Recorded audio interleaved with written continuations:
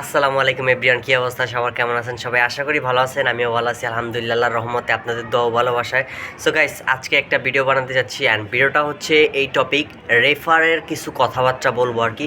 So আমার অনেকে অনেক কথা বলছে অ্যান্ড জয়নিং, তারপর রেফারিং, এই সমস্ত বিষয়ে অনেকেই কমেন্ট করে, বাট আমি ওইটার রিপ্লাইটা আসলে কমেন্টে ভালো মতন দেওয়া যায় না। অনেকে এই বিষয়টা নিয়ে আমি বলছি যে কোনো সমস্যা হলে আমারে প্রাইভেটে আপনি নক দেন, আমার ফেসবুক পেজ আছে, ফেসবুক প্রোফাইল আছে, ওইখানে যে আমারে নক দেন, মেসেঞ্জারে ওইখানে আপনি ভয়েস করেন, সমস্যা নাই, সব খুলে বলতে পারবেন। ওইখানে অনেকে দেয় অনেকে দেয় না আর কি। যাই হোক, সেই বিষয়ে আজকে কথা বলবো। সো নতুন যারা যারা আছেন অবশ্যই চ্যানেলটাকে সাবস্ক্রাইব করবেন আর ভিডিওটা আমি শুরু করব। সো কী নিয়ে কথা বলবো আজকের ভিডিওটা সেটা আগে সম্পূর্ণ শুনে নেন।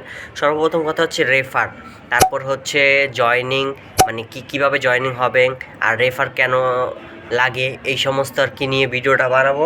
সো ভিডিও শুরু করা যাক। সো সবাই ভিডিওটা লাস্ট পর্যন্ত দেখেন আর কি।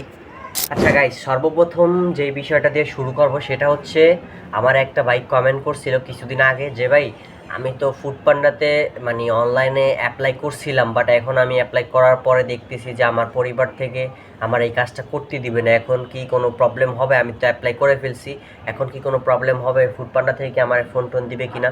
সো আমি অবশ্যই ভাইয়ারে কমেন্টে জানাইছি, বাট এটা আসলে ভালো মতন বলতে পারিনি, তাই আপনাদেরকে বলে দিচ্ছি।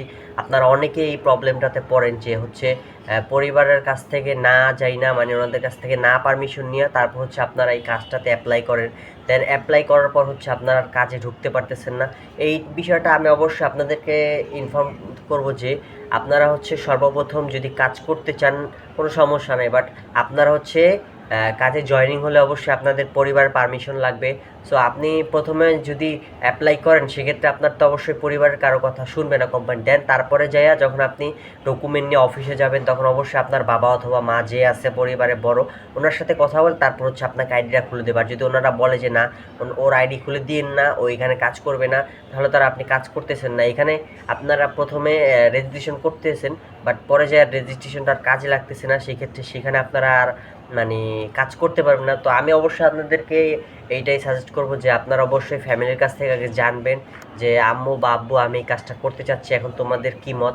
যদি আপনার আব্বু আম্মু বলে যে না হ্যাঁ কাজ করো, সমস্যা নেই, কাজ করা ভালো, সেক্ষেত্রে আপনারা অবশ্যই আগে যাই না নেবেন। দেন না যাই না যদি অ্যাপ্লাই করেন সেক্ষেত্রে অফিস থেকে ফোন দিতেই পারে যে আপনি অ্যাপ্লাই করছেন, আপনি এখানে অফিসে আসেন, যেখানে কাজ করবেন অফিসে এসে আপনার ইনফরমেশন জমা দিয়ে তারপর কাজে জয়েন করেন, এরকম ফোন দিতে পারে। এটা স্বাভাবিক বিষয়, যেহেতু একটা কোম্পানির নিয়ম, বুঝতে পারতেছেন।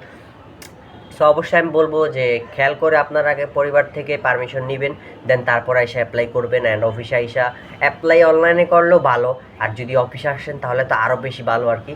সো এই ছিল একটা কমেন্টের বিষয়। তো আরেকটা বিষয় সেটা হচ্ছে, আমারে অনেকে এই বিষয়টা নিয়ে বেশিরভাগ মানুষ মেসেজ করে যে ভাই আমার বয়স তো এত এত, আমার তো ভোটার আইডি কার্ড নাই, এখন কি হবে? আমি এটা আপনাদেরকে বলে দিই, ভোটার আইডি কার্ড না থাকলে সমস্যা নাই, আপনারা জন্ম নিবন্ধন দিয়ে ফুডপান্ডাতে কাজ করতে পারবেন, বাট আপনার বয়স অবশ্যই 18+ হতে হবে, বা 18 হলেও চলবে, 18+।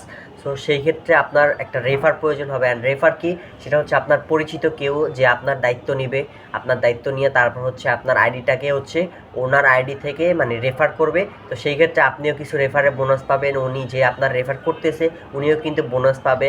সেটা বিভিন্ন সময় বিভিন্ন টাকা দিয়ে থাকে আর কি।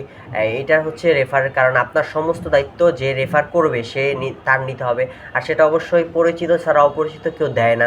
অ্যান্ড অনেকে দেখা যায় যে মানুষের একটু হেল্প করে, সেটা অপরিচিত কেউ দিয়ে থাকে। অনেকে দেয়, আমি দেখছি আমাদের জুনে মানে মেসেজ করলে তারপরে দেয় আর কি। যাই হোক, সেটা আপনারা বুঝতেই পারতেছেন যে রেফারটা কী কারণে প্রয়োজন হয়। আরেকজনে কমেন্ট করছে যে ভাই জয়েনই আমি কীভাবে ফুডপান্ডাতে জয়েন করবো, আমি কীভাবে ফুডপান্ডাতে কাজ করবো, এই সমস্ত অনেক কমেন্ট আসে। সো তাদেরকে আমি বলতে চাই, আপনারা অবশ্যই আপনার বাসা যেখানে বা আপনি যেখানে কাজ করতে যাচ্ছেন, ধরেন আপনার বাসা যদি গ্রাম সাইড হয় তাহলে গ্রামে হইলে তো আর হবে না, যেহেতু টাউন লাগবে। যেরকম ধরেন কুমিল্লা, খুলনা, এই সমস্ত জায়গাতে হচ্ছে টাউন, মেন টাউন যেখানে থাকে ওখানে মানুষজন একটু ঘনবসতি থাকে, সেইখানে ফুডপান্ডা থাকে। আর যেখানে থাকে অবশ্যই আপনি ধরেন ওইখানে ঘুরলে, মানে যেখানে আপনি কাজ করতে ইচ্ছুক ওইখানে যাইয়া তারপরে একটু ঘোরাঘুরি করবেন। ঘোরাঘুরি করার পরে অবশ্যই আপনারা হচ্ছে ওইখানে যদি রাইডার দেখেন, ফুডপান্ডা রাইডার, তাহলে অবশ্যই আপনারা ওনাদের সাথে কথা বলবেন যে ভাইয়া এখানে ফুডপান্ডা হাবটা কোথায়, আমার একটু ইনফরমেশন দেন, আমি জয়েন হতে চাচ্ছি। তখন অবশ্যই আপনারা তারা দেখায় দিবে বা লোকেশন দিয়ে দিবে যে এইখানে যান, এখানে গেলে আপনি অফিস পাবেন। সো এইভাবে হচ্ছে আপনারা জয়েনিং করবেন। অ্যান্ড জয়েনিং করার পরে হচ্ছে আপনাকে প্রথমে অফিসে যাইতে হবে।